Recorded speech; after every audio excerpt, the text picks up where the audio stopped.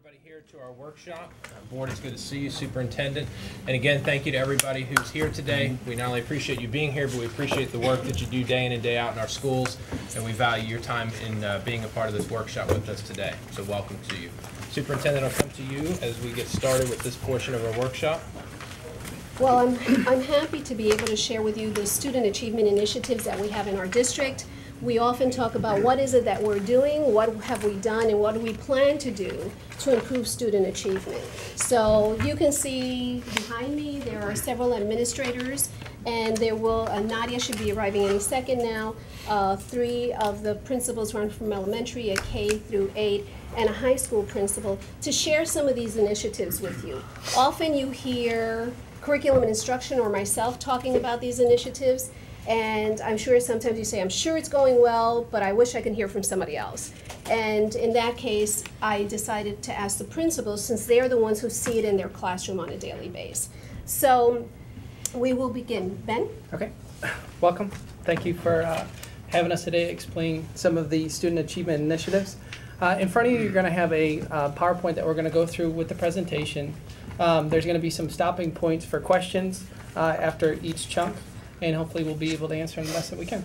Great. So to start, some of the main student achievement initiatives that we have gone through, there's been a huge change in assessment from FCAT 2.0 to the new FSA assessment. We've done a lot of professional development. Primarily, we've looked at math solutions as well as core connections to provide that professional development. We have utilized reflective visits through that process where every school, K-12, has district leadership come to our schools to give us reflective feedback. And we have truly been working hard with professional learning communities. So the first section of this presentation is going to be looking at some of the assessment changes. Some of the key terms that you're going to see, PLCs is an acronym for Professional Learning Communities. FCAT 2.0, from 2011 to 2014, the FCAT 2.0 was used to measure student achievement of Next Generation Sunshine State Standards in reading, mathematics, and writing. Florida Standards Assessment, also known as the FSA, is what has taken place or taken over this current school year. Currently, we still utilize 2.0 for science, as well as 10th grade FCAT 2.0 reading. And then also you're going to hear STAR, Reading Progress Monitoring. It's a progress monitoring tool for both mathematics and reading in grades K through 10. So to begin with, changes in the assessments. And I'm going to have to stand up there and read that for you because it's a little bit small. But this is a 4th grade 2.0 in FSA comparison. First one says, Carla drew a picture of the shape of a pond at the park. It has an area of about 28 square yards. Which of the following could be Carla's picture of the pond? Now this is last year's assessment in 4th grade. So as you can see, it is multiple choice, lower cognitive demand. So if I'm a student in 4th grade, I would say, okay, gives me a scale, 1 square equals 1 square yard. So as a student, I can count up 1, 2, 3, 4, 5, 6, 7, 8, 9, 10. Okay, this one only has 1, 2, 3, 4, 5. It can't be this one. And even if I don't understand the whole process. What grade is Carla in?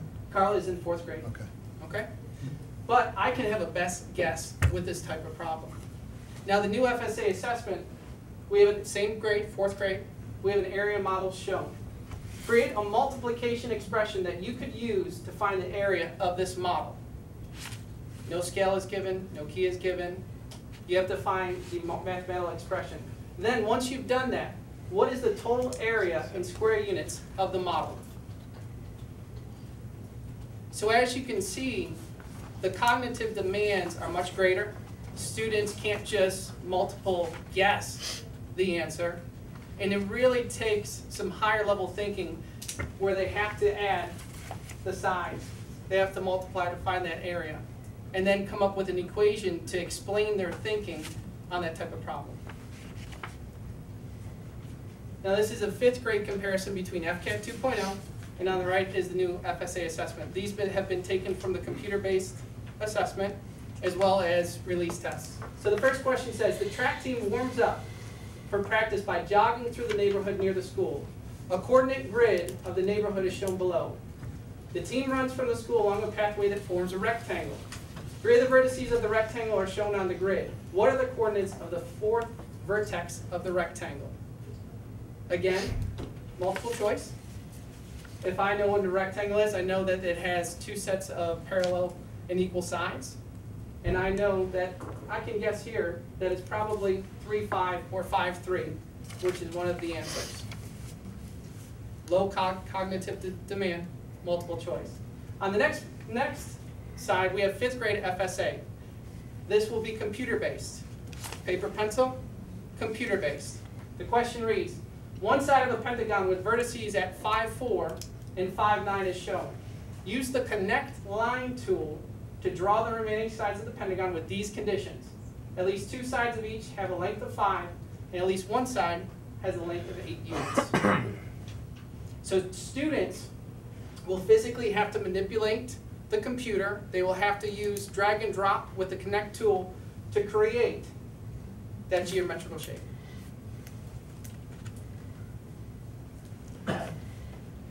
Moving on to reading. We are going to give you the same type of comparison between reading, FCAT 2.0, and then we'll go into the writing. So within reading, now answer numbers 1 through 9. Base your answers on the story, swim, baby, swim. Read these sentences from the story. With one more powerful swish of her tail and a snap of her jaw, the wet blackbird would be hers, feet, feathers, and all. But just as the bass was about to lunge for the bird, an otter came streaking through the water. What is the meaning of the word lunge as used in the sentence above? Students have to take context clues and, again, multiple choice to solve that answer. Now, with the new assessment, here are some sample ELA reading tasks, and we'll go through a description of each. ELA question types, multiple choice. Select one or more answer, computer and both paper-based. Multi-select. Choose more than one answer. Students have not been exposed to this in the past where there could be more than one correct answer. Evidence-based select response. Respond to a 2-part item pertaining to the same topic, paper and computer-based. Open response, write 1 to 3 sentences with support from the text. Hot text, utilizing the computer-based program to select and highlight evidence from the text. Graphical response, editing tests, and again, multimedia. A huge shift from the last assessment. So here's a sample of the multiple choice with 2 correct responses. The students would have a reading selection. They would have to read. They would have to analyze through that. And the question given, with what 2 sentences would the author agree? Some of the choices, I'm going to sit down, unless you prefer me to be up there. Okay. Okay. Just don't ask us to answer any questions. No, it's okay. So I've been marking I already started. I'm great at it. So with this type of question, as you can see, it's more than one answer.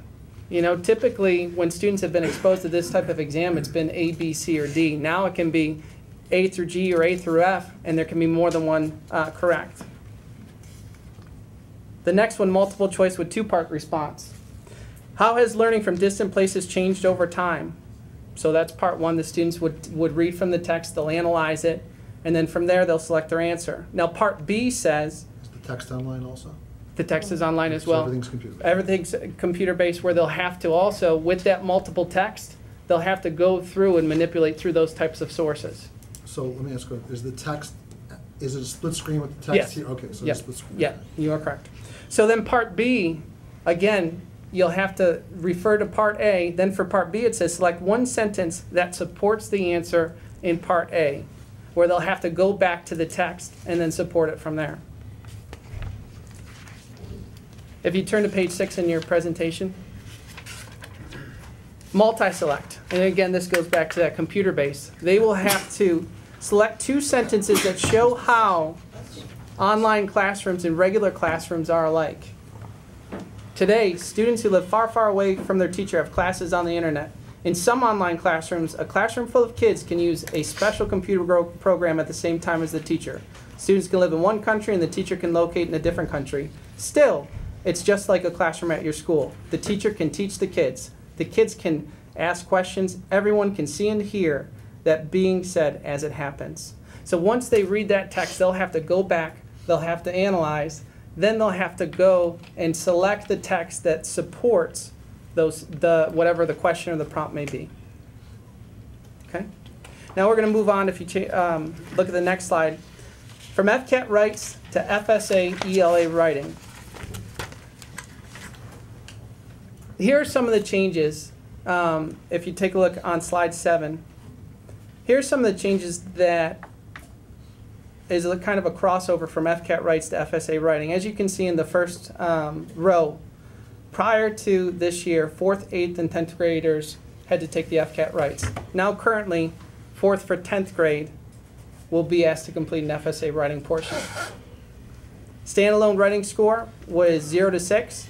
Now the FSA, it's broken down into purpose, focus, organization, evidence elaboration, and conventions. Grammar, spelling, punctuation, etc. Respond to prompt. They have to, in old FCAT writes, they had to just respond to a prompt, and we'll get into a sample of that so you can see those comparisons. Now they have to read, annotate up to 4 sources, and then respond to the prompt. What that means is they're going to be given multiple excerpts of text, depending on the grade level and the complexity, but typically 2 to 3, sometimes up to 4. And then from there, they will have to use and analyze that text and then utilize that into their response. Prior to FSA, it was paper handwritten.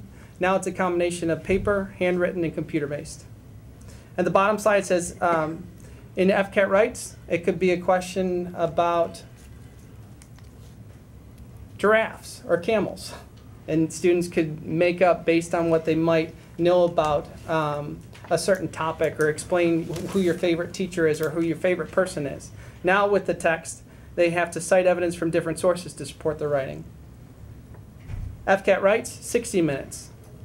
FSA writing, 90 minutes with the additional 30 minutes if needed or necessary. And then there was some changes as well with the expositive and narrative to now 4th and 5th grade are informative or opinion. 8th to 10th, expository and persuasive. And now 6th through 10 could be informational or argumentative. What does it mean 30 minutes additional if needed? Okay. With this year, there's been a lot of changes. And even in terms of the rubrics being provided, and sometimes the cart is before the horse. So initially, that 90 to 30 minutes additional with needed, typically it was just 90 minutes. And then the additional 30 minutes was something that as a district, we said we were going to give our students just 120 minutes. So every student that we tested, we gave that 120 minutes, regardless of if it was necessary or not. Now, how does it affect a student on 504 plan or something that really needed extra Yeah, time? those accommodations are still given or still provided 100%. That's what I was asking. Yeah, This is not that. No, this is not that. That is any type of student that would take it. Minimum, they would have 120 minutes to complete it. And then once from there, if they had accommodations or modifications as necessary based on the 504 IEP, they would be given those types of assessment, or those all type of accommodations. Are the ELL students given extra time? 100%. Yep. Yes, sir. What if a student finishes before the 90 minutes? Are they still held in the classroom until They the end of the are 90 they minutes? are still held in the classroom, and If somebody needs the 30 minutes, are they held for 120 minutes? yeah. Within the 120 minutes, as a district, we decided that 120 minutes is what we were going to allow everyone, and then once the completion of that 120 minutes is when we would collect the textbook. What was the opposite? Go ahead. I was just going to say, does that work well? I mean, you think that's... I think especially at the high school level, especially when you're talking about 10th graders, the importance of the test itself, whether it's the writing or the reading, that the kids really take it serious and they really want to make sure that they put forth their best effort, especially when it's so different than what they've had to do in the past. What about the ones that don't? We really didn't run into that this year. The students that we had this year take the test, I think that they're very receptive, and it may be isolated 1 or 2 students, but for the most part, they really utilize that 120 minutes that that's provided. There's a protocol to remove those students? Or? Absolutely. Okay. All right. So, and sometimes what happens as a student, I mean, I remember when I was in high school, if I saw other kids finishing up and around me, what is that going to cause me to do? Speed up. So by allowing all students to have that equal opportunity of that 120 minutes, it allows that equability so students don't feel like they're rushed or they're pressured to finish. It made me think that they were just rushing through it, and I was just, no, I'm kidding. So Mr. Booth kind of hit the question a little bit. What was the general observation? Your point was that most of the students were taking advantage of the 120 minutes. I understand the value in providing that. We don't need to micromanage that aspect of it. But the idea is for a 90-minute assessment period. We're extending that. I would imagine that over time we'd want to reduce that back down and get within the provided framework. So we're seeing currently the observation is that students are utilizing all of it. Do we think that there's the opportunity to begin to bring that back down to 90 minutes? It was a state's decision. Yeah, a DOE decision for that. So it depended upon what the state's feedback gets back. We take those recommendations and we would accommodate based on those. And I think as they become a little bit more used to the style of writing, that'll be adjusted as well. Nadia. Right. I apologize for my... Nadia Winston came from all the way from West Side, so we know what traffic can be like. I'm battling traffic here. But thank you for allowing us this presentation.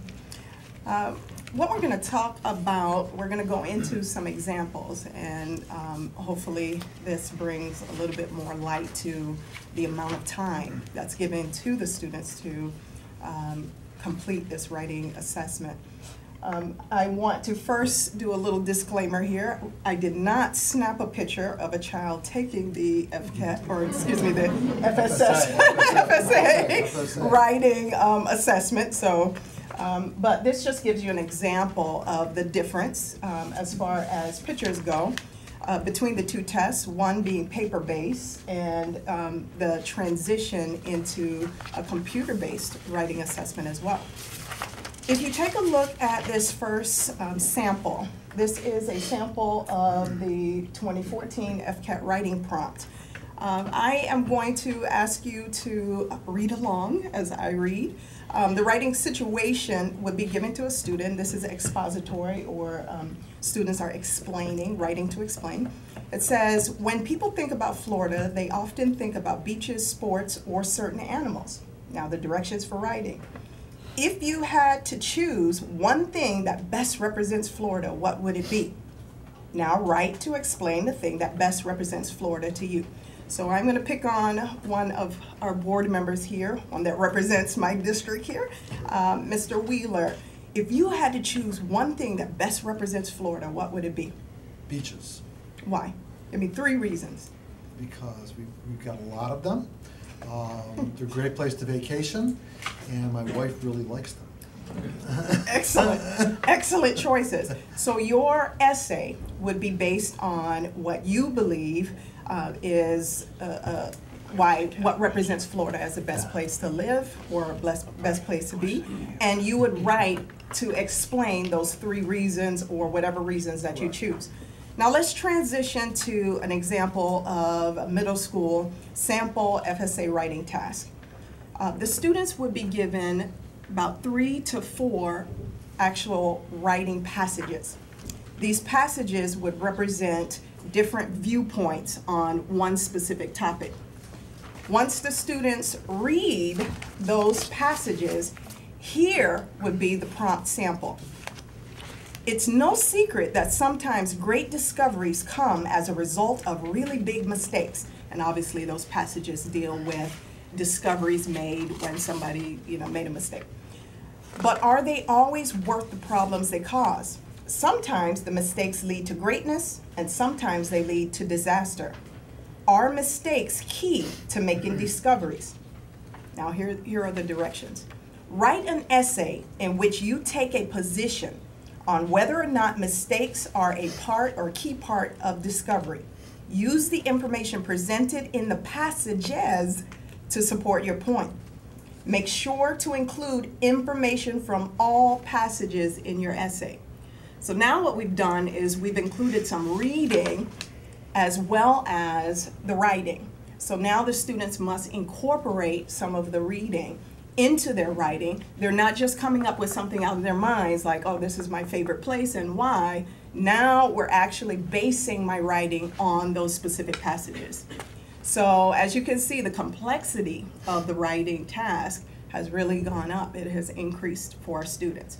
And of course, the implications for our students that are ELL, where reading may prove to have some difficulties, or those students that have difficulties reading in general, this becomes even more of a challenge. But nothing that we can't conquer. Nadia, when is it that we started to get information regarding all of this in regards to our writing? Correct. July of 2014 is when we received information about, or specifics on this rubric and some of the test samples, which are available on fsassessments.org. So based on that, we were preparing for those students to basically learn this style of writing as opposed to what we have been used to in the past. How do you feel teachers are getting a grip on being able to teach this? Because to me, one's kind of a lot more concrete, a lot simpler, one's a lot more creative. And Absolutely, absolutely. Obviously, you know, like stated, it is a challenge, but we'll talk a little bit about the professional development that we've been able to offer our teachers, which then allows for some support with, you know, implementing lessons and strategies that can help our students to cross this bridge to this more difficult type assessment. Is this the same time frame, like the 90-30? Does that apply to this also? Absolutely, Okay, yes. okay. Yes. What's your, ask that again, Jay? The 90-30, they presented it. Oh, the time frame. Yeah. I'm with you, I'm sorry. And this is fourth grade, right? Well, the first example was 8th grade. This is still a middle school example school. as well. And, But it's 4th through 10th that now takes the test. right, right. So we got all of our we had sample tests in place before school started. We knew what the state gave us. Something. In July, school started in August, No, it but really is some small, I realized but we didn't have yes. a lot of time, but we had something in July. Right, but then the revised version of how this particular task would be graded came out in October.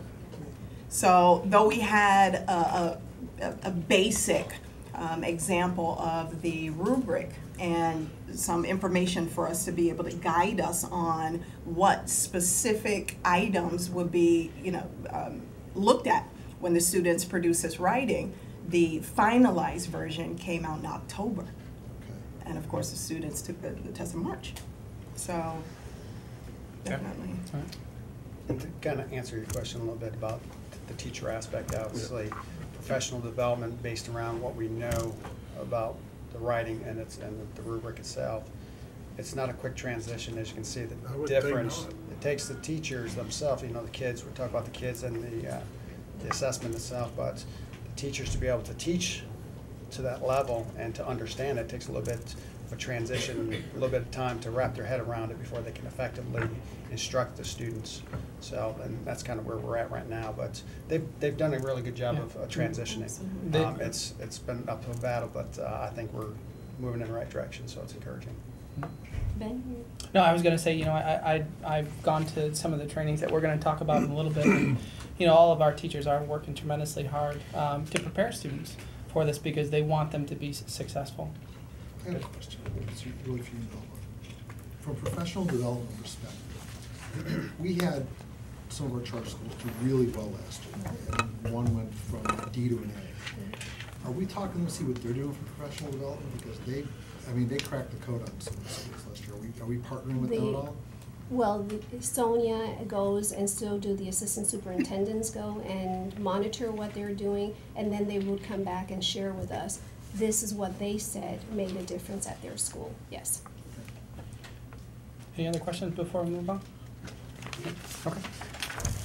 So the next section we're going to talk about is reflective visits. Which all of you I have got been one to more. one. Oh, yes, sir. Is the 90-30 been adequate for all the different portions of the testing? Are we finding that are we finding a group of, for whatever piece of it, be it the writing, math, whatever, are students struggling with that time frame? We haven't, we've only done. It's just we've the only done writing. Okay, so with the We've writing, let's just talk about that. Have we seen students be able to, is that enough time based on what is being required for them to complete, or are they doing, is there still sections they are able to complete, or, I mean, what do you see? Yeah, I can only speak for my school, but in terms of my school, I think that the 120 minutes has been adequate for those students that did not need the accommodations Right, or the right. extra time. But yeah, I think it was a sufficient amount of time based on what the teachers. And I agree. It seemed to be sufficient for our students being the first time taking the test. Even the computer-based, we saw that as a sufficient amount of time. Yeah, we didn't have any issues with time. So what happens if you've got a student that is doing this portion of the test? They've got this 90 plus 30 minutes, and all of a sudden, 20, 30 minutes in, they gotta use the bathroom. Is that allowed? Is there a proctor that has to go with them or anything like that? Right, and it may be different at schools, but we had a system where you would escort the student to the restroom Okay. and escort them back. And this is for everybody out there. So far, we've just had writing. Has there, I mean, I know with FCAT, we had kids that have meltdowns. Are we, I mean, do we see the same as before, more or less? I mean, anybody wants to weigh in? I'm just going to mention that the first few days of this assessment were quite troublesome for the entire state. Right.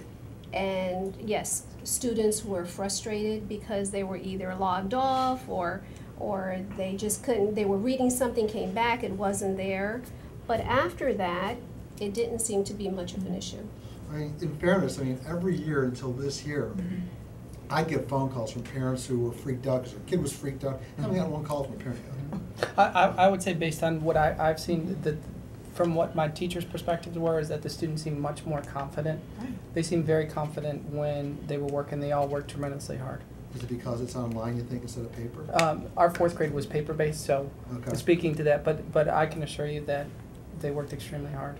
Do y'all do practice stuff that's 2 hours long? Absolutely. Yep, yep. Absolutely. We try throughout the That's a long course time of, for me. throughout the course of the year, we have certain things that we do, and district helps provide them for us to help prepare these students for this type of test and increasing the stamina in writing and reading.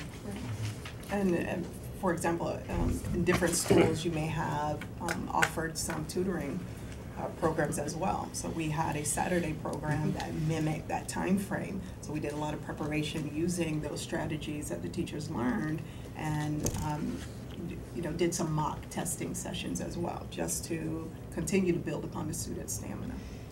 You mentioned it's more challenging. Is it? I mean, do we all feel that it's more challenging in the right direction? Okay. Yes, I got a yes. No. I would say You that- kind of understand what I'm asking. Yeah, I understand. I would say any time that students have to think cognitively higher, and they have to explain their thinking or their reasoning, and they have to base that upon evidence from the test, it's what we do. It's what you do when you're in college. So I think it's helping prepare them for college and career readiness. And because it's online, and we've got kids in, I know we've had computer labs forever in the schools, but we got so many kids online at a time throughout the school. Have we noticed any power or air conditioning issues relative to it? We didn't notice any issue. Okay, good. Just a quick comment with regard to students stressing out or whatever. It's important, I've said this before too, we have to make sure that the rhetoric surrounding testing and assessments is a positive one. There's a little thing that got started a couple years ago called Facebook, and I've been on it, and I've seen a little thing, yeah. And you see parents, saying things or making comments or whatever, and I say this because we have this audience here, and I'm sure you guys are the champions of it, but making sure that the message that's sent out is that this shouldn't be an overly stressful time. This shouldn't be called high stakes. This shouldn't be all the things that people are wanting to make it. This is just one more step in the educational journey of making sure that we know how effective we're doing. And if kids emulate what they see and what they learn. So if they see us freaking out over it, if they hear mom and dad freaking out over it, then they're going to freak out over it. Right. If we make it what it really is, which is nothing more than a simple tool that we're using to understand where they are so that we can more effectively educate them, then they'll begin to adopt that mindset as well. So that becomes our responsibility as a district and leaders in this community, is that we're not perpetuating the rhetoric that we've heard so often in the past with FCAT and then the transition into the FSA. If we get that right, then I believe we can create a sense of calm and understanding across our district that this is just part of our normal ebb and flow. This is what we do, and it's an important part of it. The nuances and the political pieces of it off the table, this is just an important tool that we're using to understand how effective we're all doing. So. And I think from our perspective, it's about building culture and capacity at your school that when they take the test, it's no different than what they're doing on a regular basis. So Yeah. if they're taking tests on computers, they're taking tests on computers. Right. You're kind of modeling that environment, that testing environment, when you're given a regular assessment in your classroom. So it's not such a culture shock when you step into the FSA test and that they have to use a computer for the first time. Right. So it's about building that capacity within your staff. It's great, and I appreciate that. That's the way it should be. I'm sure you guys are all doing it that way, but I have you here, so I want you to hear my heart on that, because I don't like hearing all of the political speak and all the rhetoric surrounding these pieces. It needs to be something to where kids aren't forced into a situation to where they feel stress or frantic over it because 15 people got on Facebook and made a comment, or because a couple of people are standing around a water cooler making comments. So You haven't had to deal with any opt-out stuff, have you? Not yet, yes, I. Good. good. I know we have a lot, so let's move on to Moving on to reflective visits. So we talk about the shifts in the assessment piece, and obviously now we have to talk about what's next. So the reflective visit is an opportunity for the district personnel and the school personnel to kind of put their heads together, kind of talk about the initiatives that the district and the school have, and kind of walk the campus and determine how to best leverage our resources. And I'm assuming that everybody's been through a reflective visit. No? They have. Okay, good. So basically, the structure's the same in most schools, where we sit down, we talk about the agenda, about what we expect to see in the classrooms, walk around and visit all the classrooms. And the great thing about that, and some of the comments that we've had from our teachers, is that we touch upon every class. It's not just the core academic class. It's not just the ones that get the most attention, like the ELA or the math classes. We're including the elective classes, because the instructional model that we have in our school is for all the teachers and all the students in all the classes. So we want to make sure that the instruction that's going on in the classroom is at a high level, regardless what it is, whether it's a core academic or an elective class. So as we go out and we walk the classrooms, you're able to see and discuss and step outside the class and discuss with district personnel and the high school personnel, and have another set of eyes and talk about what we just saw. Because we may even know that we're both educators and we're both focused on the instructional model. We may see two different things. That happens all the time. So it gives us an opportunity to kind of norm the tools that we're using to determine what it is that's going on in the classroom, so that the instruction that's going on is at a high level. The great thing is, with electronic devices, we can record all that data and put it into a device, and then when we come back to the office or the classroom where we're meeting, it gives us an opportunity to kind of look at that data in real time and collectively look at it as a school and look at some trends. What's going on? What are we seeing in the classroom? Is it isolated to a department, or is it school-wide? Where do we need to really focus our energies? And the great thing that I saw this year with the district team and the collaboration of the school personnel is that we have some very enthusiastic people that are here to support us, so that the burden doesn't fall just on the school to correct any issues that you're having in the school. It's an opportunity for the district to leverage some of the resources and get into the school. And we'll talk a little bit about the professional development. We shifted a lot from doing professional development off-site into doing it more on-site, which leaves our teachers in the classroom. You don't have to worry about traveling, and it's a little bit more conducive to keeping the teacher in the classroom and making sure that the instruction is taking place. Excuse me. All this data we're looking at, is this all high school data we're looking That's at? correct. And Okay. I'm going to explain to that. Discussion on this for a second. So over here we have some school-wide data, and each one of these graphs represents a different reflective visit. So when we're looking at the assessments and the shift, you saw that the FCAT was a little bit at a lower level compared to what the FSA is. So our instructional model has to change a little bit. So at the beginning of the year, what you'll see is you have the different groups. The whole group instruction, that means the teacher's standing in front of the classroom and they're teaching to the students. As you move down, you have small group, individual, centers, and pairs. That's more of a collaborative environment. And what we're looking for is we're looking to shift from a teacher-centered classroom to a student-centered classroom. because we don't want the teachers to just give the information to the students and for them to memorize it. It needs to be the students thinking at a higher level. So they need to be able to collaborate just like you would in any business environment. So as you look at the beginning of the school year, shortly after school began, we did our first reflective visit.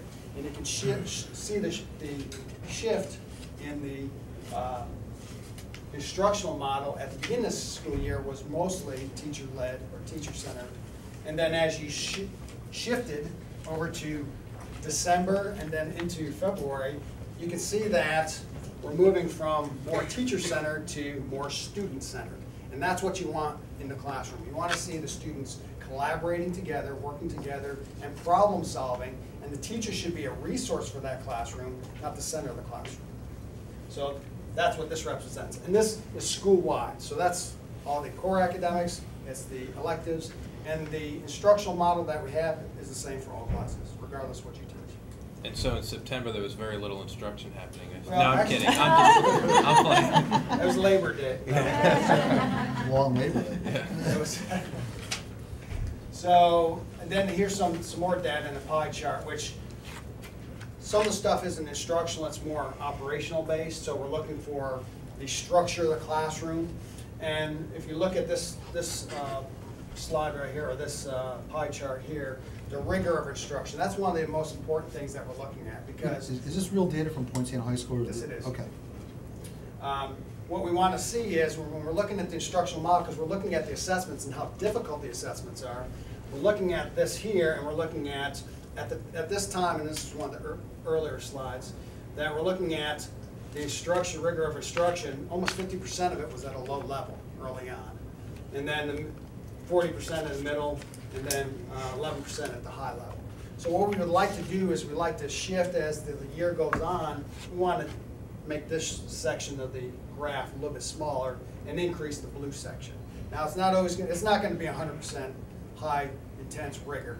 There's got to be a balance, but you want to see a little bit of a shift between the yellow into the blue. And then the grouping format, that's another thing. How are the kids learning? Are they in groups? Are they sitting in rows? Are they collaborating, or does the teacher lead the instruction? So it's a great resource for us to kind of look at real time and collaborate and look at, okay, what are the trends? And then we can have a conversation between the district personnel and the school personnel and say, okay, what's next? How do we address this? And the district personnel is saying, how can we support you in doing this? And we've had a great success this year with the resource teachers at the district coming in and modeling lessons for our teachers, providing staff development on site. And then as we've done that, what that's done was it's allowed the teachers to be a little bit more comfortable in all the changes. To say, okay, maybe I don't know everything that I need to know to prepare our students, so I need to do something differently. And as the year went on, that's exactly what we saw. We saw the teachers being a little bit more open to suggestions and making some changes in the instructional models so that the kids are benefiting from that. Okay. Any questions on that? If collaboration is really what we want to get to, more of that, would we be better off having tables and chairs in classrooms instead of desks? It really depends. Some schools and some classrooms have tables and chairs. Okay. It's 6-1 after. I just have my own personal experience. I tutored in Avid. When I started tutoring in Avid, the teacher I was tutoring, she had tables and chairs. Then I went to another classroom. I didn't realize that another teacher didn't have tables and chairs. And for working in groups, I just found it and I realized we're just talking furniture, but it made a huge difference. Sure. I thought, when you're sitting on a table like this, it's just more conducive to everybody working together, or us working on this versus having to maneuver a desk around. And then, I know we're talking high school now, but relative to any of this, explain to me how you're using the Khan Academy, if at all. We don't. I don't You don't think use the we Khan use that. Academy? I don't think we do. It's used at West Side in You our use it. algebra Okay. classes. The teacher incorporates And that. are there others?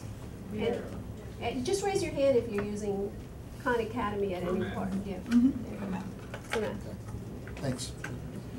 I hear a lot about collaboration. How are we making certain that the people the individuals collaborating are quality collaborators. I mean, you understand where I'm going there? Perfect. Because I used to know where what I did when the teacher said break into small groups. I picked the smartest, hardest working kid in the class, and I went and got in his group or her group. Hopefully, Is that why you hung out with You're way older than me.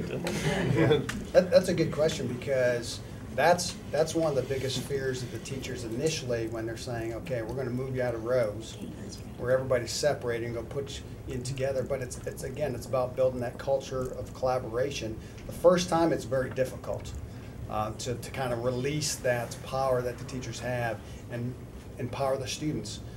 But the more you do it, and again, it's just like we were talking about the testing, the more you do it and the more you get the kids used to it, the better results that you're going to get. The first time it's very difficult, but the benefits down the road, because you're going to have to be assessed in some form, Certainly. whether formal or informal, so they still have to be able to answer the questions. So you have to have a system in place so that if the four of you are collaborating, we know that you're not the only one doing the work. So there's accountability It for wouldn't have that. been me. Don't point at me. But some of the testing is not, I won't word it right, but as factual as it used to be either. It's more creative. I mean, the question of what's best about Florida, there's no right or wrong answer to that. Right. It's more coming up that it's beaches and why do you like the And give the beaches? details. It's Yeah. more about thinking about it and coming, And that was the and old being assessment. analytical as opposed to, you know, And that was it's the beach old was assessment. the best thing. you know. And that was a great example, because that was the old assessment, so they're coming up with their own ideas for the old assessment. The newer assessment now allows for them to pull information from various tasks, or excuse me, various articles or passages. And so it's not, a part of it has to be what they're going to put into the paper, but a lot of it is citing evidence from text. Yeah, and research says that kids learn best from each other. So, for example, if I'm a high-level kid and Nadia's medium, or Nadia will be the high, I'll be the medium. we'll be more realistic about that. So, Nadia's the high and I'm the low, and we're going through to have a collaborative group, and we're trying to find evidence from the text. I'm searching, I can't find it, but Nadia's working right next to me, and she's able to share that with me. So those collaborative groups, but it does take, you know, we have teachers that are trained in Kagan, which is strategies that allows them to have that strategies for the collaborative grouping and the teacher monitoring. Whether it's collaborative group or individual, you know, the teachers are truly working tremendously to be able to do that. And one thing that we do as well, and you brought up an excellent question, because you do see examples of high quality collaboration within classrooms and other classroom examples that may not be as high. However, you have that source right there within your school. So what you do is set up model classrooms, and you do different strategies to allow for those teachers to go in and learn from their peers. And that then builds more of a different culture within your school as well, where you feel comfortable sharing information with your peers. Let's go with the idea of creativity. So let's assume that money wasn't an object for us.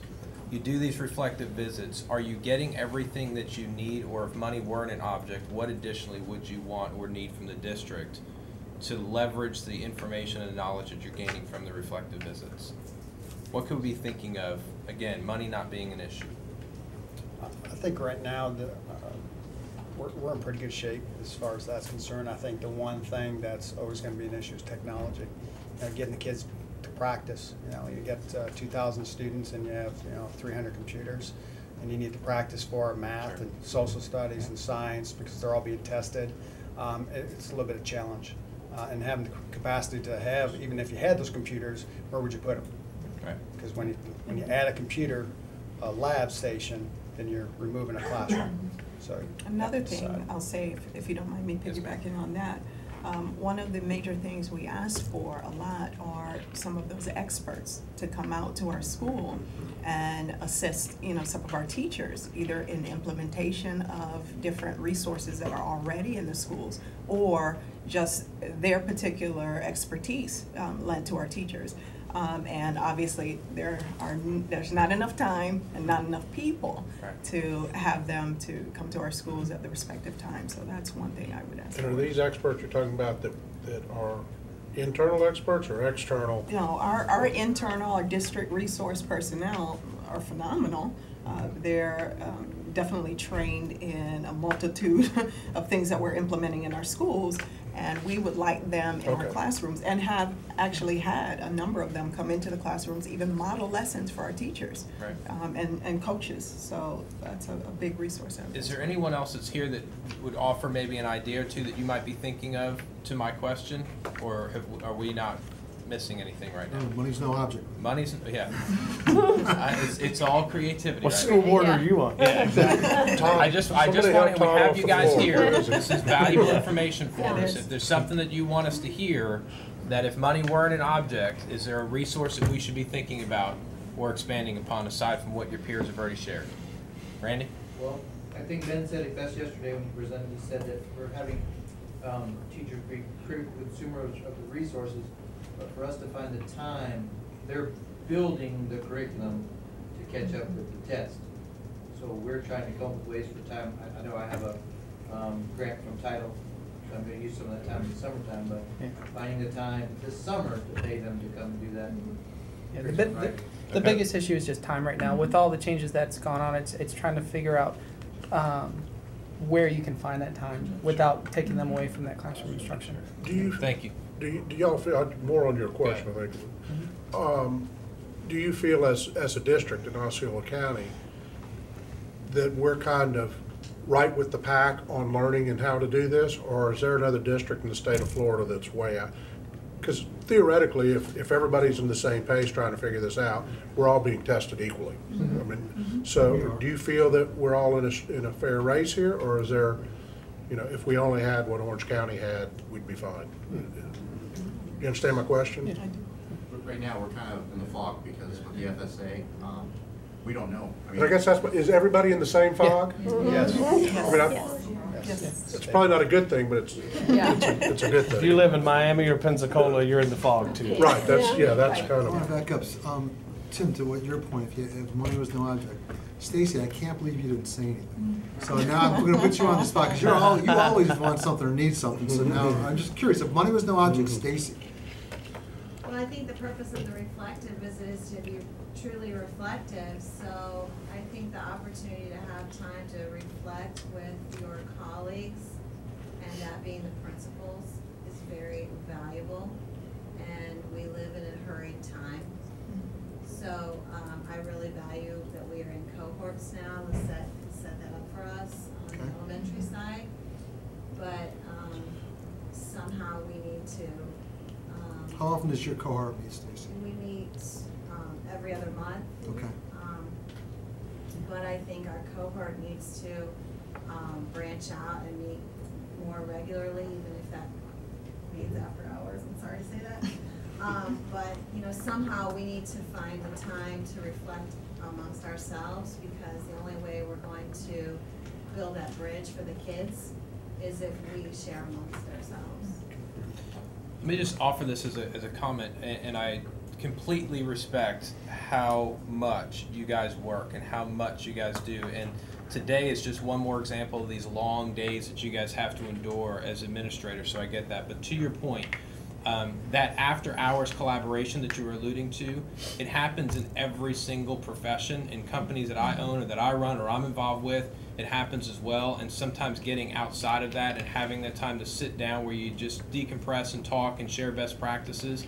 And again, I'm not saying that you guys need to work on weekends or anything. That's not the point. My point is that that is still valuable, and it is a standard and a norm that happens all throughout society and throughout the business culture as well. So it's something that, if it isn't happening, it may be one of those things where those relationships that are built within those cohorts would then lend to that taking place as well. And just send them to Clearwater for a weekend? There's limitations on our budget all of a So the sudden. range. I got a question. Mr. Burdette like that idea? I got a question for everybody in here. Explain to me how, if at all, you're utilizing, your students are utilizing BYOD and how it's helping or not. So you're nodding your head in the audience. Yeah, I mean, it's absolutely helpful, seeing that a lot of the testing is transitioning to Okay, computer-based. well, let's take it one step further. For instance, in the class, on a daily basis, are students encouraged to take pictures of what's on the board so they know that they've got their assignments, and then also use their electronic calendar so they can, probably more high school than anybody else, but high school and middle school, so that they know, you know, what they can mark when their assignments are due, what's due, et cetera. And are we checking that at all to see that they're using it and utilizing it properly? You want to speak up on that? But to Mr. Hodges' point, though, having a cell phone, would it solve the problem of the 300 computers? Right, Because no, you can't right. take the test right on your phone. No, I understand that, but I'm. But allow them to take mini assessments on the Okay. electronic devices. Good. Let's move along. We've got professional development to cover as well. All right. So professional development, as you saw at the beginning of the slide, some of the changes that are occurring between FCAT and FSA. The district has collaborated with Mass Solutions for professional development. One of the things that you may have seen or heard on campuses that you might have visited are talk moves. We're going to talk about those a little bit later. Teachers have received a higher degree of content knowledge, as well as received professional development with model lessons within our schools. So the Mass Solutions timeline is, within the district, we always use data as our driving force to see how well we are doing and where we can improve. So there was a lot of data collection that was done before these decisions were made. In terms of the state testing, we had staff surveys as well as classroom walk-through data. So a 2-year plan was developed between the district. 13-14 was last year, and the goal between Mass Solutions and the district was that students will share their mathematical thinking in reasoning and math class and listen to, respect the thinking of their classmates. Students will participate in discussions that illustrate their mathematical thinking and reasoning, and then students will respond to higher level questioning using mathematical thinking and reasoning. So the next slide at the bottom of page 15, you see the talk moves. Repeating. Can you repeat what so-and-so said in your own words? Is that what they said, what you meant? Do you agree or disagree, and why? Wait time. Take your time. We'll wait. Adding on. Would someone like to add on? Or voicing. Can you repeat what so-and-so just said? So within the board members, anyone love math? Because I'm going to put you to the test just for a second. None of us want to be tested. We'll go a simple question. Mr. Weishauer, Yep. can you tell me what's the answer to 3 plus 3? 6. 6. Can you explain to me, how you got to that determination of 6? No, I can't. Okay. I added 3 and I added 3 to it and I got the 6. Count his fingers. Okay. Did you count your fingers? Did you draw a picture? No. No? Okay. 3 plus 3 is 6. Mr. Thacker, can you repeat what Mr. Weishauer just said in your own words? 3 plus 3 is 6. He didn't count his fingers or toes. He just knows it's 6. Okay, he just knows it's 6. Okay? That's good that I was listening. Okay, what's good when they That doesn't normally happen. It doesn't happen. So as a board, you can utilize this too, because it's not just about the mathematics. It's about being able for students to understand other students' thinking, be able to revoice it in their own words, because they're able to understand a higher cognitive level versus just the teacher explaining to them that process. You want to do that? We could. So, Mr. Wheeler, would you like to add on to anything that Mr. Thacker said? Anything that you might have solved that problem differently? No, that's a very elementary problem. So there's not a whole, it's through it. Okay. From that point, 3 plus 3 is 6. That's empirical data. But Yeah. I got a question though. Sure. Looking at this. Yes. Students will participate in discussions that illustrate their mathematical thinking and reasoning. So you get a discussion going. However, math is one of those things that typically there is a right answer. It's not like it's not like sociology or psychology or anthropology. I mean, there is a right answer. So I don't, I realize, and students are going to learn to get to the right answer in different ways. I understand that also. But as long as students are getting to that right answer, and they found a way that works for them, okay, I'm still not getting why we want to have this, this kumbaya group discussion about it.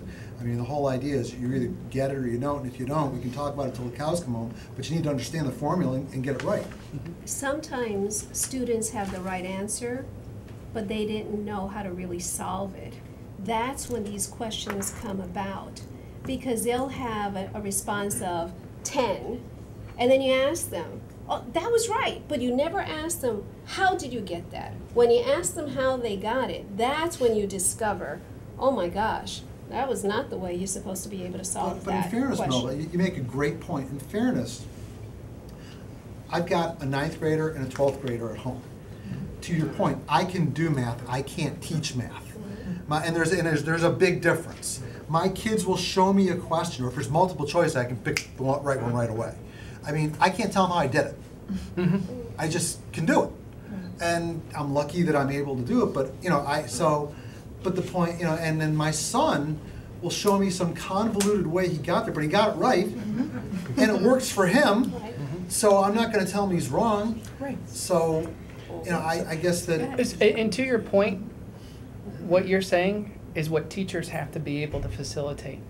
That facilitation of. Well, that's why they teach math. 100%. But with the standards changing, it's not just about did you get the right answer.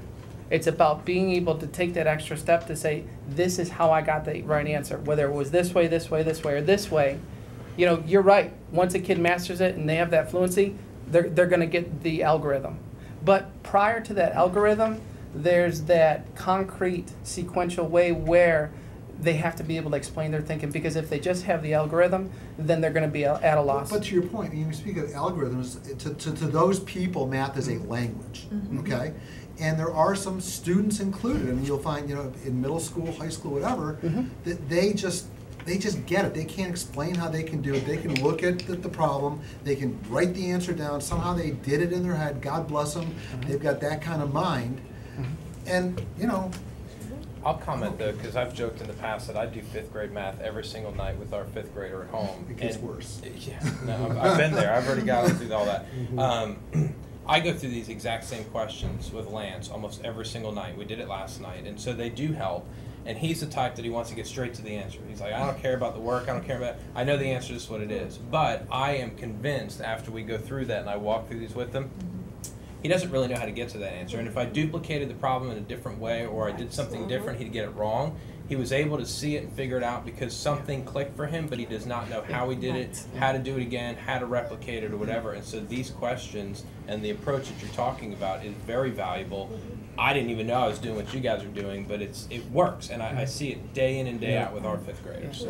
And just to speak to these types of mathematical thinking, what happens is that the tests that are coming out are created in a way to trick kids. But for students to be able to read those and dissect what the questions are actually asking and explain their thinking, then they're going to be successful. So that's why I think it's a vital tool for them to be able to do. I just don't, personally, I've dealt with parents whose kids were accused of cheating because they got like all the questions right on something, but didn't show any work. And these kids, they just have a gift. I mean, some people just have a gift for math. So like some people have a gift for languages. Anyways, let's keep going. All right. So your 2 goals. Students are going to continue to share that because it's not just a one-year process. In order to become a master at something, it takes time, as well as professional development. Students are going to respond to higher level questioning using mathematical vocabulary, thinking, and reasoning, and then they're going to develop a deeper understanding.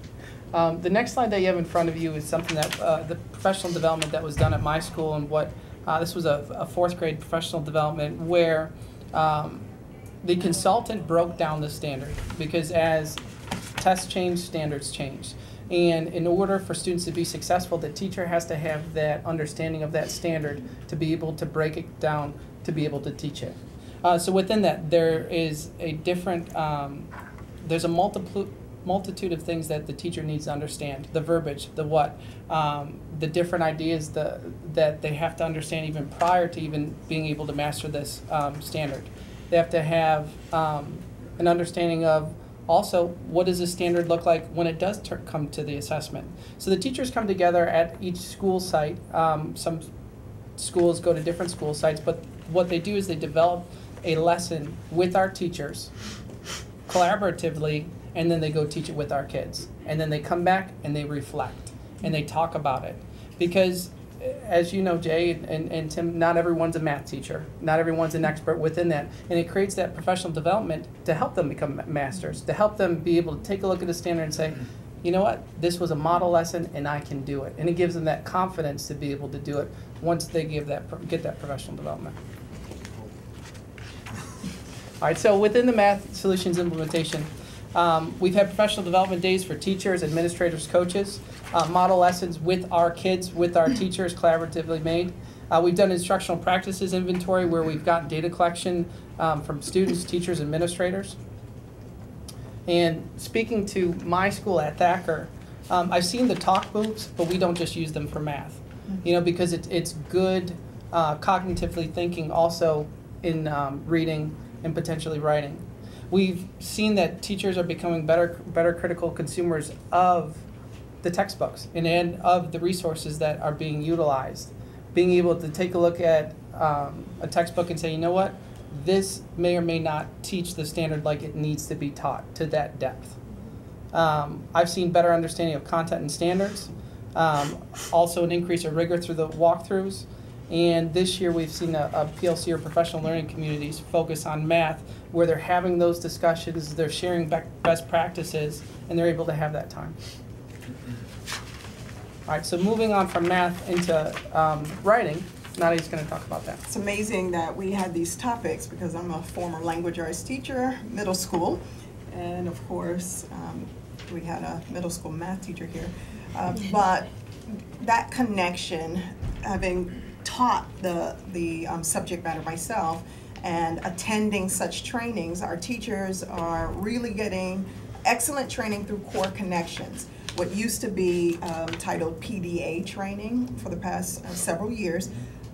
This year, knowing that we had quite a task, a really short time frame to bridge that gap from what the students were doing in writing to what they had to do this year, and obviously jumping in with those other grade levels that are taking the test. Of course, prior was 4th grade, 8th grade, and so on. This year, 4th grade through 10th grade.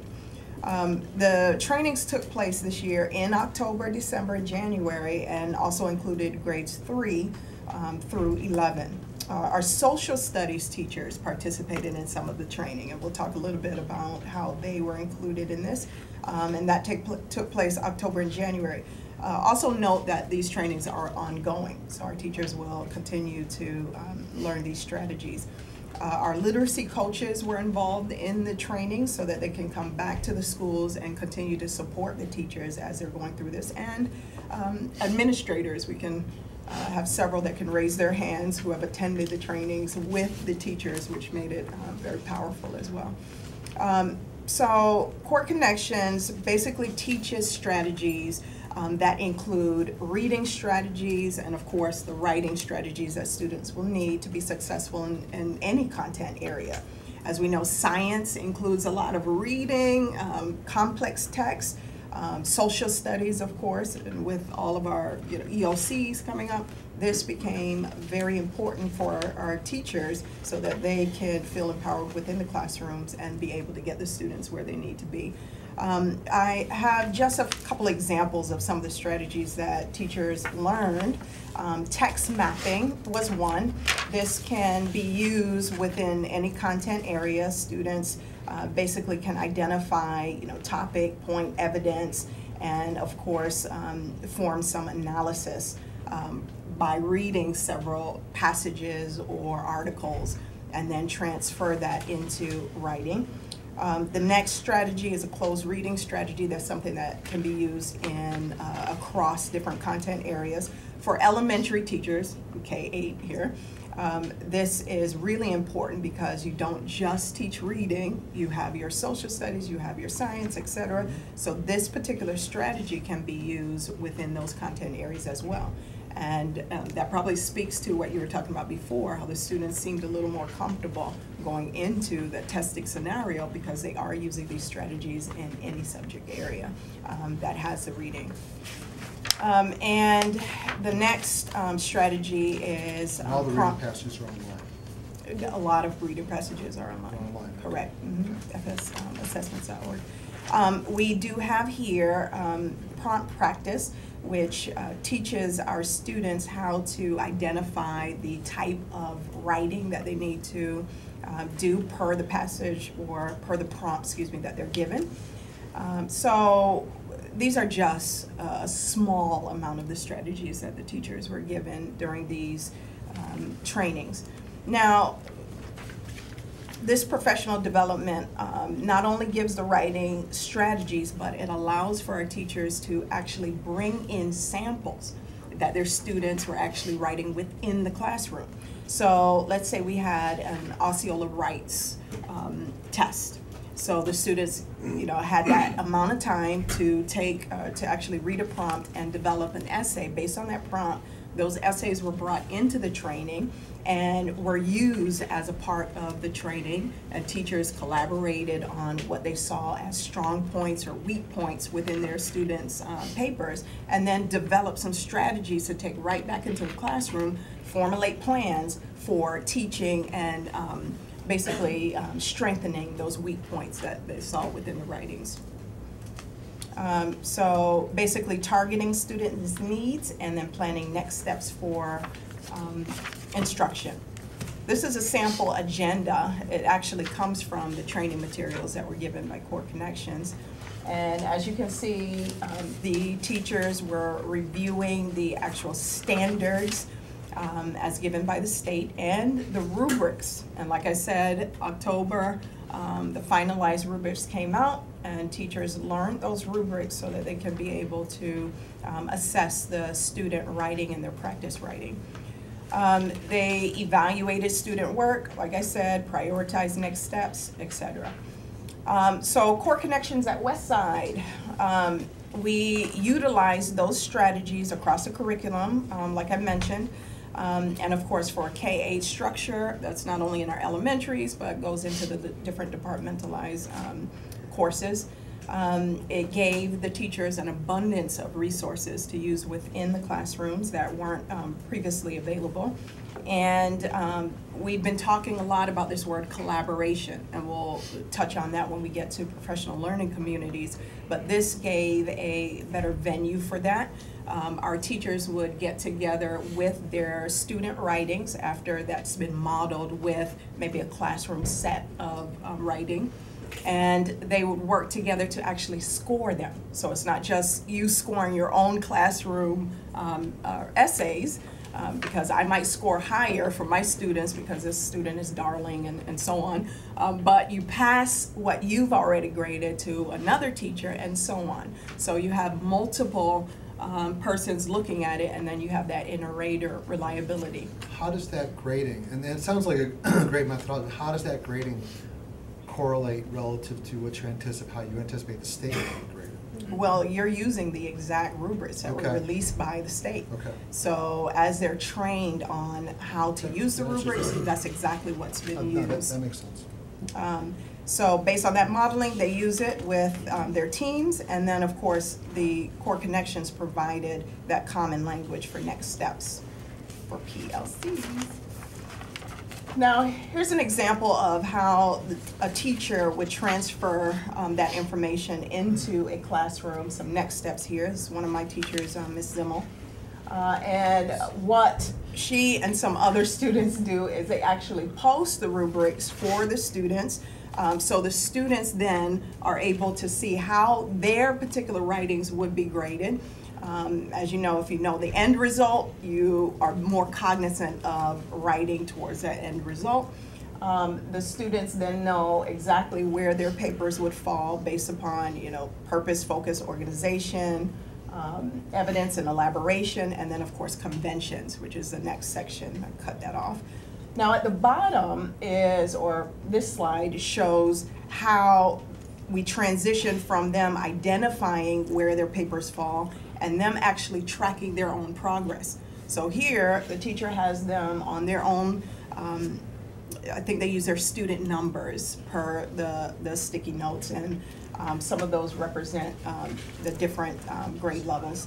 And the students place, after they've read their own essays, they discuss it, they then place their stickies in accordance to where their particular essay falls. And I've been able to observe that. The kids enjoy this, which is surprising because she creates that environment within the classroom, and I've seen this in multiple classrooms. questions, board? Just a comment I would make. This, the last grid that you just showed, I've witnessed that in a number of the visits that I've done and some of the reflective visits as well. It's a key component of learning. It's self-awareness. It's knowing where you are, where you're not, and what it is that you need to do. And so being able to see that and visualize it and having the kids participate in it was one of the valuable ahas or takeaways that I had as I visited different campuses and see this taking place. So I love it. Thanks, Shirley. I don't want to get ahead of myself with the whole thing, but I'm going to go back to something Mr. Weissayer said. I'm going to ask it a different way. Being creative. If money wasn't an object, what would y'all need to make kids more successful? What don't you have that you wish you had, or what do you wish you had more of to make kids be more successful? Don't all jump up at once. I don't think there's any silver bullet other than a highly effective teacher. So there's not. So you've got all the resources you need. Nothing's obsolete. Aside from more time. Yeah, aside from more time. We all need more time for a number of different things, and we can all list that. But beyond that, nobody can create more time. So with that said, is there anything else? I guess not. Okay, good. What if we looked at that a different way? You know, we're headed up, and we're not going to solve it in this approach, but we're headed up to Tallahassee tomorrow. What if instead it was a continuing of peeling back of the onion of the many responsibilities that are being layered onto schools, school districts, responsibilities of educators and teachers to be end-all, be-all for every aspect of a student's life, as opposed to focusing on being the tool and the resource and even the supplement for what's really supposed to be happening within the home.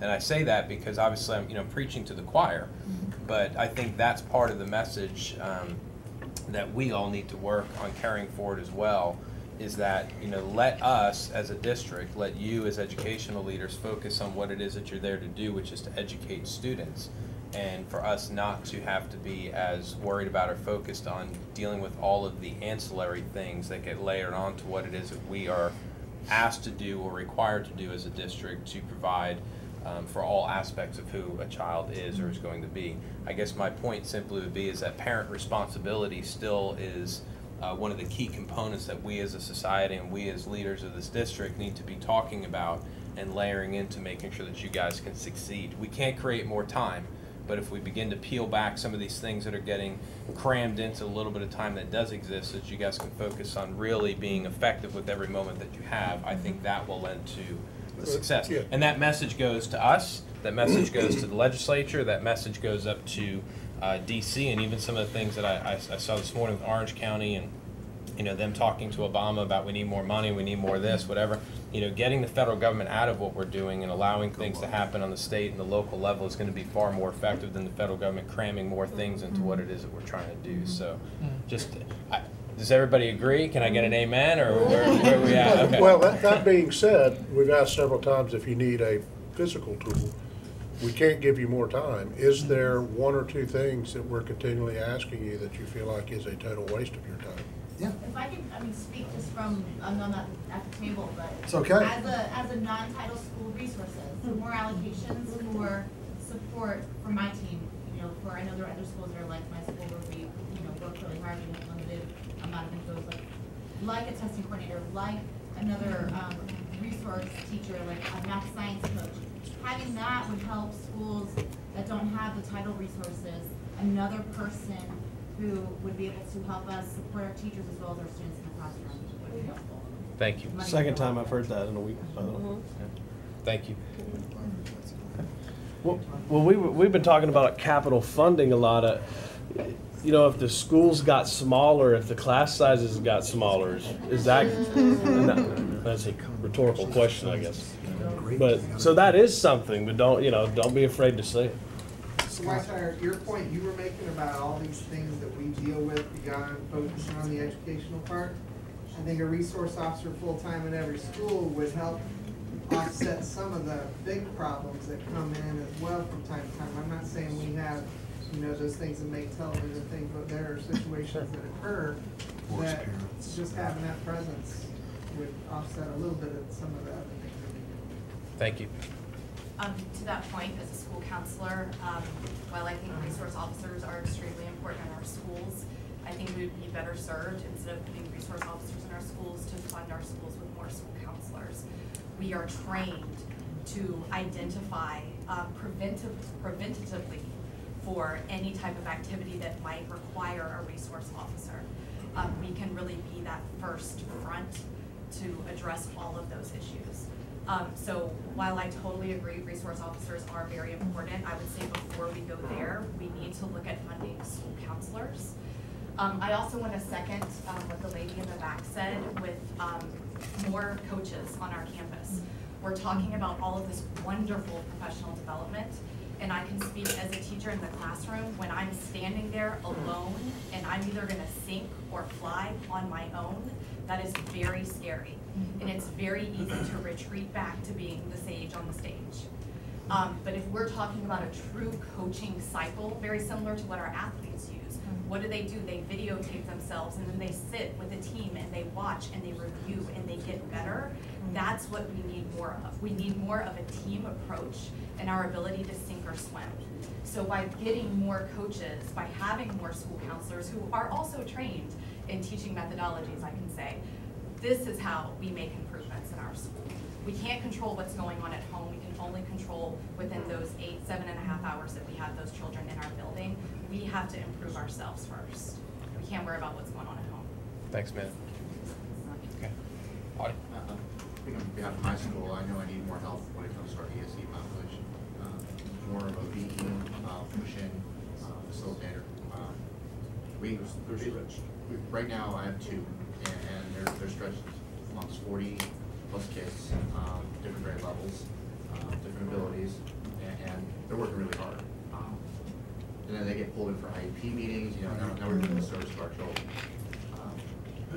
If there's anything, it's just having at least 3, at least, because I only have 2 for my school. Yeah. Just 1 more, because it would be very valuable for the kids. They really, and my BD teachers work really hard. The results are showing they're making leaps and bounds when it comes to growth. But only 2. If I had more, to help our population. I guess this has created a real good discussion. I guess I'm going to turn to Ms. Luciano for a second.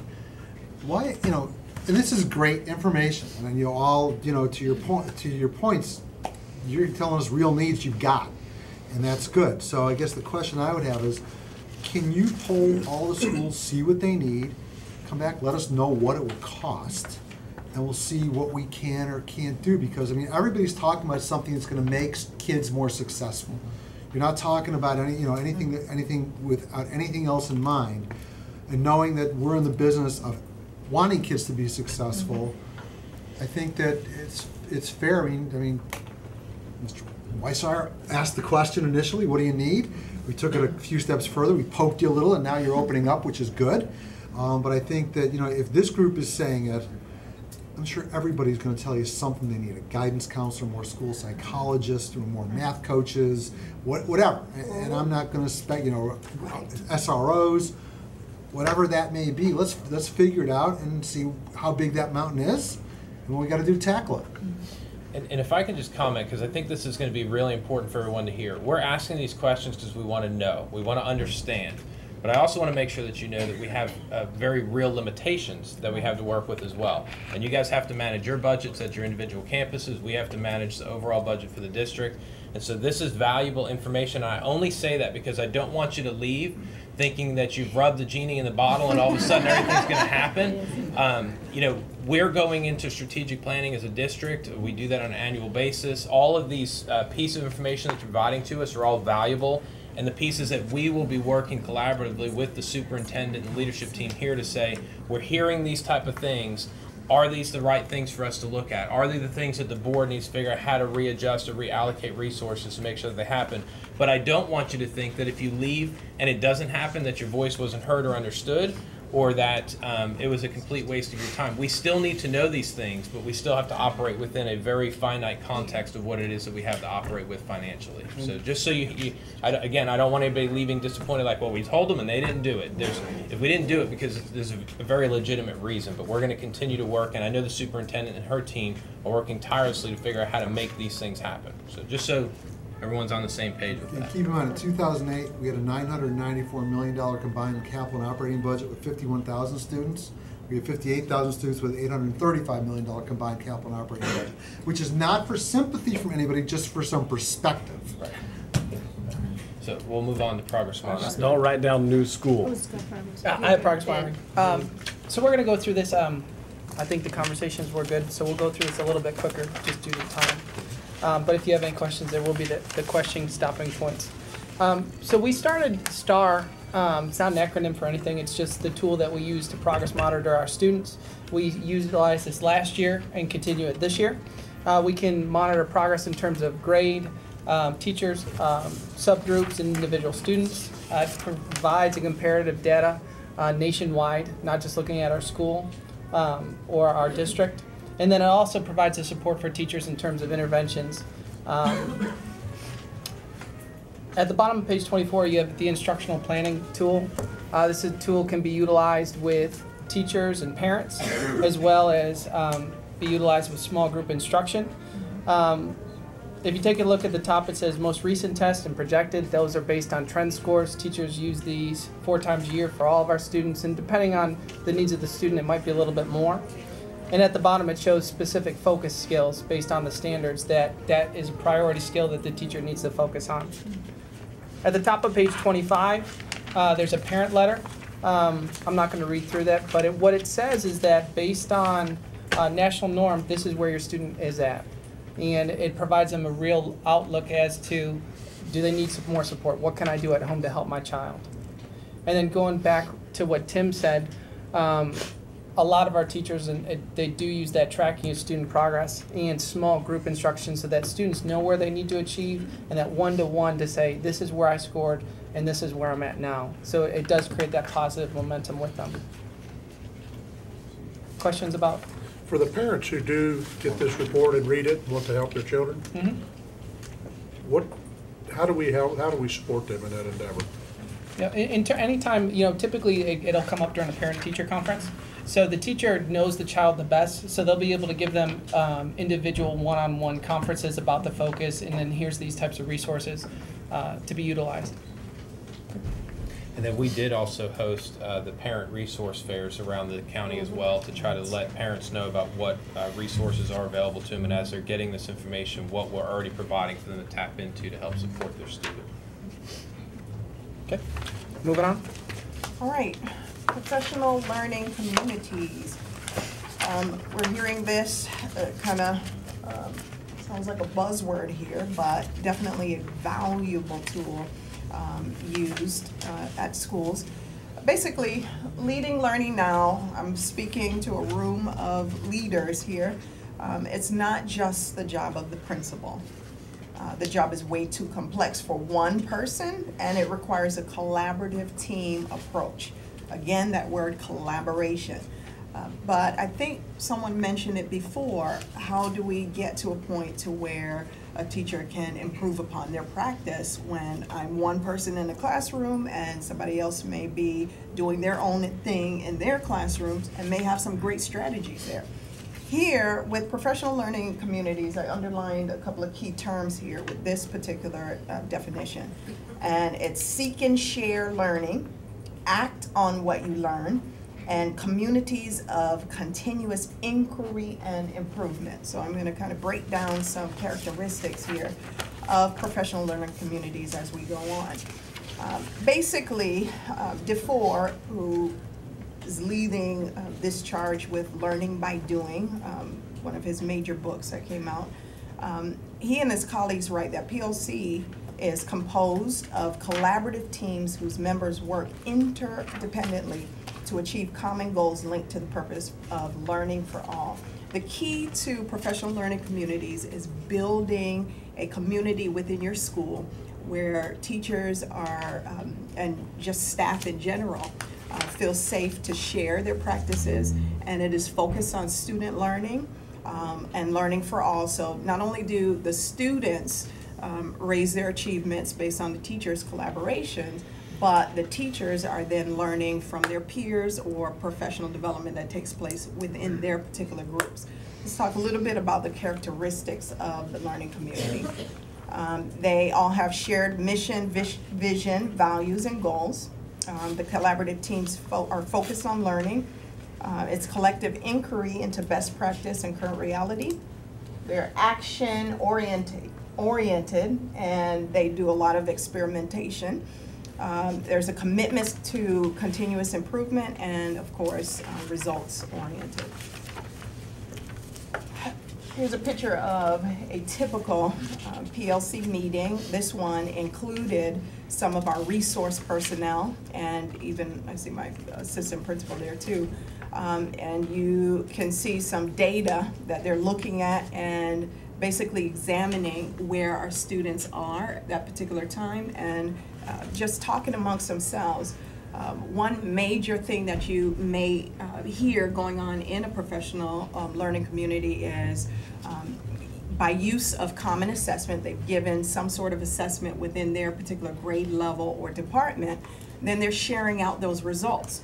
So let's say, Tim, if I may, his class did very well with this particular standard that we assessed.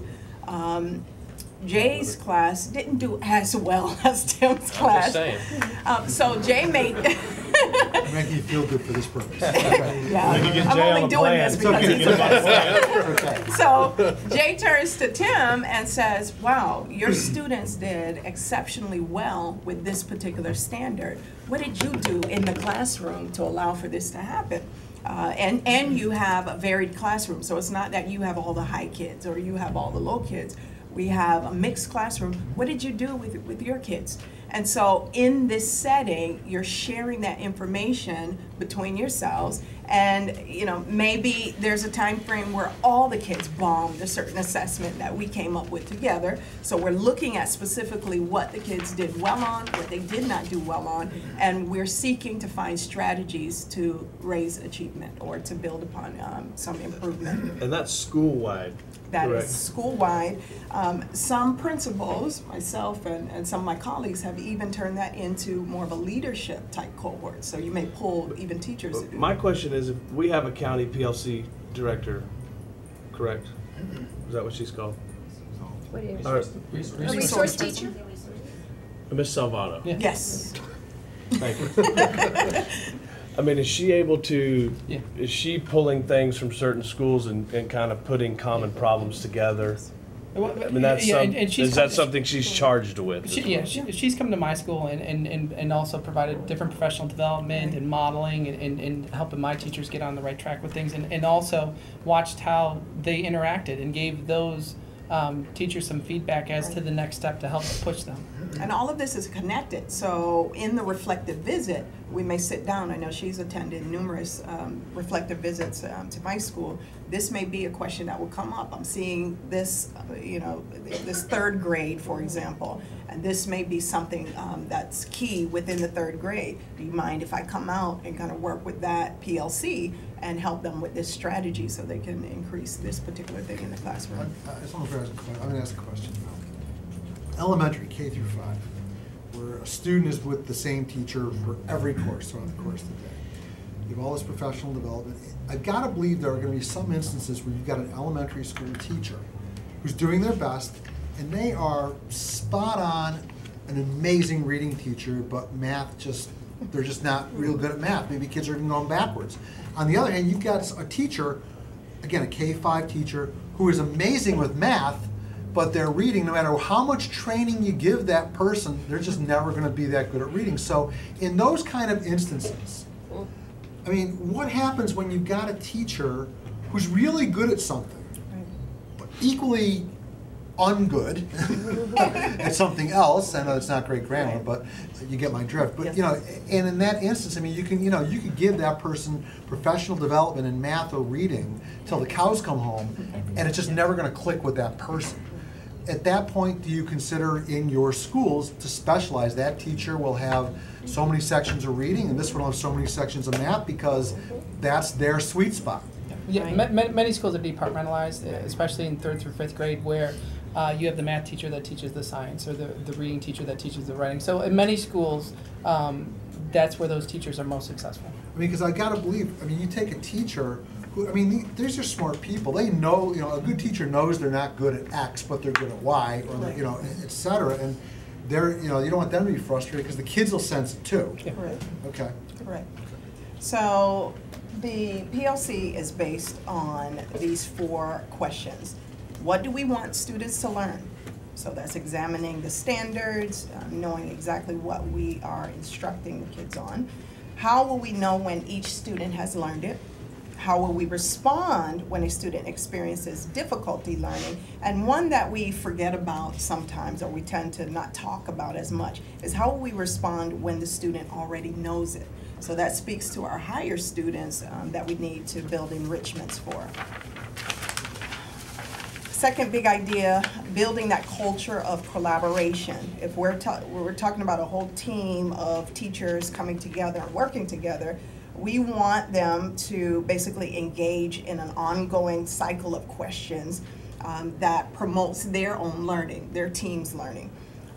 They develop common assessments together and then monitor for those students' mastery. So it's like the example that I gave early on with Tim and Jay and their respective classes.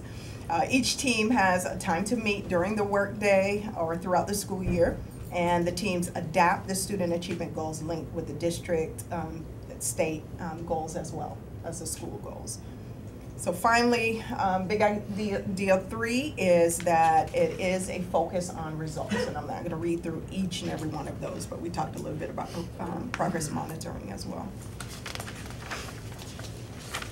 Questions? Just a quick comment. The only reason my class outperformed Mr. Wheeler's is because I did what Mr. Booth did. Everything I do successfully, I emulate what he's already done. Sure. Jay just did ungood. No ungood for you. So just as a recap, we talked about a lot of things today, from the assessments to what we're doing in the classrooms to help the teachers overcome some of the challenges that they have. I think that what we have to take away from that is that this is just a snapshot. I mean, it'd take us hours to go through every single thing that's going on in the schools. And it looks different in every school, but the ultimate goal here is making sure that our students are being successful. And that's really the focus of when we sit down, we talk about the PLCs, the professional development, the assessment. We always keep the end in mind. How the kids are going to perform on the assessments, making sure that they're going to be successful, regardless of if it's the FCAT, the FSA, or back when we had the HSET. There's going to be some sort of assessment, and we can't worry about what assessment's going to take place. Just making sure that we're doing our best and leveraging all the resources that we do have available to us to make sure that our kids are successful, regardless. Well, back to everybody's in a fog a little bit in the state. Forget test scores, forget any of that. How do you three, particularly, or anybody else, do you feel that what we're doing for the kids right now is more rigorous than what we've done in the past, and are they learning them? Absolutely. I think it's a process, and what we see in the classroom now, as opposed to what we saw in August, night and day. One thing that was really telling in here, and the farthest thing from an educator in this room, was the graph that you put up from the reflective visits, and this one. The thing that's just telling is something's happening. Absolutely. And what you're saying is it means something's happening in the right direction based on your talent and experience. Yeah, and I think that a lot of that has to do with the resources that we have available through the reflective visit, because we're having people come into our school, opening doors and being very transparent about what we're doing, and making sure they see firsthand, this is what I need help in. And the professional learning communities, I mean, especially at the high school level, traditionally teachers at the high school level, because we don't have grade levels, you could, in one class you could have 9th through 12th. So to be able to get the teachers to move from being in isolation and working together, because it's not just your problem or Mr. Booth's problem, it's collectively, it's everybody's problem, and we need to make sure that we're working together, just like we talked about the collaboration with the kids. There's got to be collaboration amongst the educators to make sure that they're working to address the needs of the students and making sure that everybody's successful, because we all share the same students. Anything additional? Board, I have a quick question, or a couple questions. In the PLCs, the shared mission, vision, values, and goals, those are written? I take it? The They're norms. written and they're Correct. identified, They're norms. everyone knows, okay. When do the PLCs, let me back up one more. What size are they typically in elementary, middle, high school? Is it just campus wide or the smaller PLCs? They're small. Right. It could be a department, it could be a subject area, so it could be a math department PLC, or it could be just a geometry PLC. And it depends on what the focus of that particular PLC is. Do they form organically, or do you, as administrators, prescribe them? A little bit of both. Okay. Especially early on in the process, we have to kind of facilitate that stuff, especially with new teachers that are not familiar with that. But yeah, as we kind of build that capacity, they kind of form on their own. Okay. And so far, the overall feeling throughout the district is an acceptance and a willingness to participate in these? Absolutely. I mean, I know that it's a non-negotiable, it needs to happen, but I mean, there's buy-in there, and people understanding the value in it and getting from it what it is that they think is important. I see a lot of heads. Yeah. I think once you build that capacity and the comfort to, let down your guard a little bit, and like I said, being transparent and sharing information and work together, it makes it a lot easier. Okay. And then are they meeting during their planning periods? When are they meeting? I know. And I say that because I walked into a different school. I wasn't even one going of to ask that ours. question. Yeah. It wasn't one of ours, but I walked into a school and it was happening during a planning period, and I thought that was neat because they prompted it, and that's why I'm asking some of these questions, because I see different things, and so I want to know what the norm really is and what it isn't. So. That's a great point to bring up. What we've seen, or I know what I've seen at my school, is on our first and third Wednesdays, the teachers get together for that time period, and they actually have the label PLC, but it now has branched out into collaborative planning meetings. So they take it a step further because they don't believe that's enough time. So we're going to take our planning, but they do it on their own. Yep. So they pick a time to meet, they come together during their planning time and actually plan lessons. So they're doing their lesson planning during their planning time together. And I've seen that happen at collaboratively. my school too. I'm smirking, just so you know, because of your ooh about the planning period. And I have my own opinions about that I'm glad to share with you another time. Be careful. Yeah. The other comment I was going to make, and Amanda, it kind of goes a little bit to what you were saying. Mr. Wheeler's been really vocal about this in the past as well, about, we have teachers that are just phenomenally gifted in certain areas and doing really, really well, and being able to see what they're doing, record what they're doing, and then share that throughout the district, and utilizing the access that we have to technology. And we get that there are nuances that we have to work through to make those things happen. Yeah, exactly. But I can't speak for the whole board other than to say that I know that I've heard Mr. Wheeler talk about it. I know I've commented on it. I don't know if you guys were on the board I when saw last it at came Parton up. Settlement Elementary School the other day. So I know it's happening, and I think it's a great thing. Yes, it's just the right direction for us as a whole. So I just wanted to make that comment. This board, I know, has commented on that in the past. So, board, anything additional? Well, I just want to know if anybody is just dying to say something out there. I was going to ask. Oh. Any Now's other your chance. comments? Nate, you don't get a chance, though. Not you. No. Any comments in regards to anything that was discussed? Bill Kaufman. He got here so Okay. late. Audie has his hand kind of up. Okay. Just thanks for listening to us. Sure. We fight the battles. I know on the outside, when public perceives of public education, they don't know the whole entire spectacle. Like every day is a slot machine. Spin the wheel, you don't know what you're gonna get. And if you just listen to as Tim said, it's not a guarantee what we're asking for, but at least you're hearing our needs. And each school's different, but we're all here for one reason, to make our county the best. Keep this in mind. We want to do whatever we can to help you, but if we don't hear from you, we can't say yes or no to somebody who doesn't ask us something. So keep that in mind. I'll just wrap up by saying this too. You guys, I get, and I used the term intentionally earlier, educational leaders. That's how I view you guys. I know that you're administrators. I know you've got to run facilities and you got to oversee budgets and all these things. But you ended up where you are because of your background and your passion and your experience in education. My desire, and I think I can speak for the whole board, is for you guys to be those educational leaders on the campus and to spend as much time as you can as helping build up and support your team and your staff that you have there as well. And we know that there's a lot of details that you have to work through, a lot of budgeting, a lot of facilities, a lot of parent issues, a lot of discipline issues, a lot of SRO needs, all these different variables. But my hope and my heart is that you guys will make sure that before and after everything, that you're educators, that you've been educators, that's your passion, that's your skill set, that's your gifting, and continue to pour and be the educators to your teachers that they need so that they can then be the educators to the students that are entrusted to your individual care at the campus. So just know that that's at least my heart. I know there's a whole myriad of things that we can go through that we all get bogged down with, but just remember that you got into this because you love kids and you believe in the power and the influence of education in their lives. So take that charge with you every day if you can, if you're not already. Right? Appreciate y'all being here today. I just wanted to say thank you because everyone knows how nerve-wracking it is to be up here. Do you feel nervous at all? Yeah, they're nervous. They may not show display. And thank you so much for coming because it makes a big You're intimidating. Good job. Good job. Thank you guys. The Academy Awards are playing you off.